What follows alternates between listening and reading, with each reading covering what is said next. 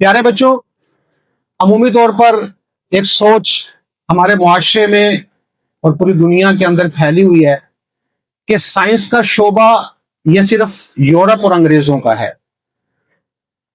अगर हम स्टडी करें और आज के जो सोसाइटी, मुआशरा और हालात है उसको देखें तो इसमें हकीकत भी कुछ ऐसी ही नजर आती है। बज़ाहिर दुनिया में जितनी भी इन्वेंशंस हैं, जितनी भी इजादात हो चुकी हैं या हो रही हैं ये पिछले 300-400 सालों में, तो आपको हर इजाद के पीछे यूरोप नजर आए और अंग्रेज नजर आए।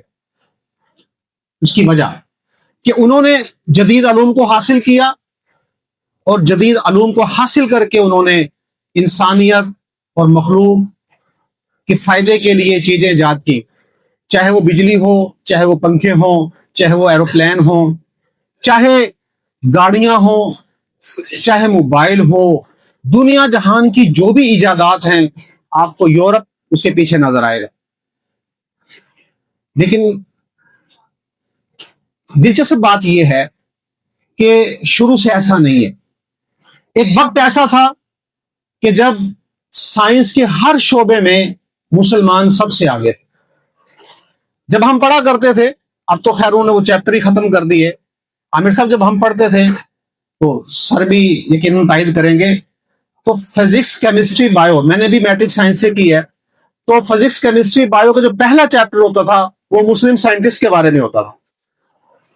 और साइंस के जितने भी शोबा जाते हैं उन तमाम शोबों में जो सबसे पहले इनिशियल काम हुआ वो मुसलमान साइंटिस्ट ने किया।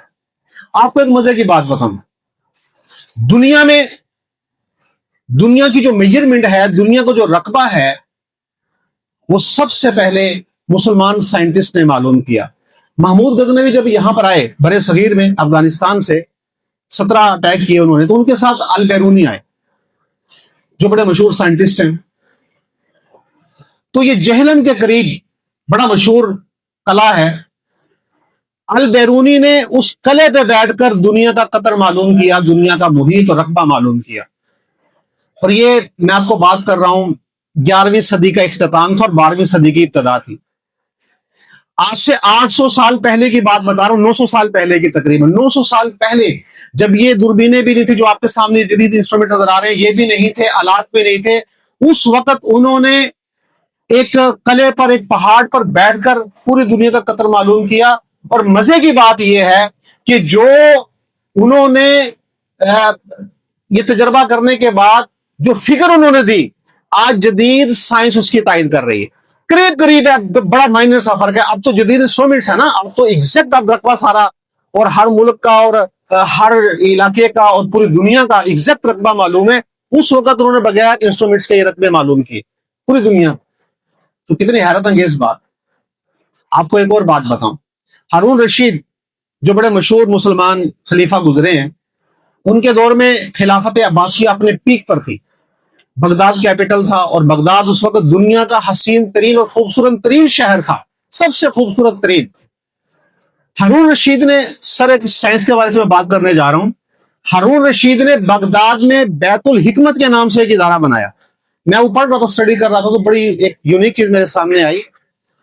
बैतुल हिकमत के नाम से एक इदारा बनाया। पूरी दुनिया से किसी भी शोबे के जो मारूफ और एक्सपर्ट लोग थे, हारून रशीद ने चुन चुनकर उनको बगदाद बुलवाया। और उस वक्त उसने उनकी बेहतरीन सैलरी,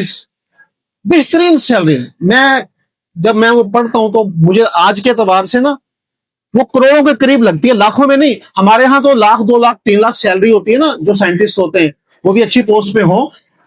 तो आज के एतबार से हारून रशीद ने करोड़ के करीब, बल्कि इससे भी ज्यादा सैलरी रखी उन लोगों की। और उसका रिजल्ट ये निकला कि पूरी दुनिया से हर शोबे का एक्सपर्ट, एक टाइम ऐसा भी आया कि हर शोबे का एक्सपर्ट, साइंस के हवाले से बात करने जा रहा हूं मैं, वो सारे के सारे लोग बगदाद जाने को तरजीह देते थे।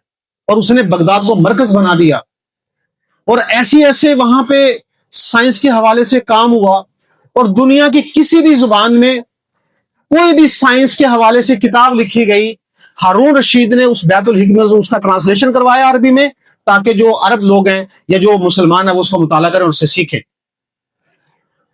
اور عامر صاحب انہوں نے ایک گھڑی بنوائی ہارون رشید نے اس وقت، وہ گھڑی بنوا کر فرانس کا اس وقت بادشاہ تھا شارلیمان اس کا نام تھا، تو اس نے شارلیمان کے پاس بھجوائی.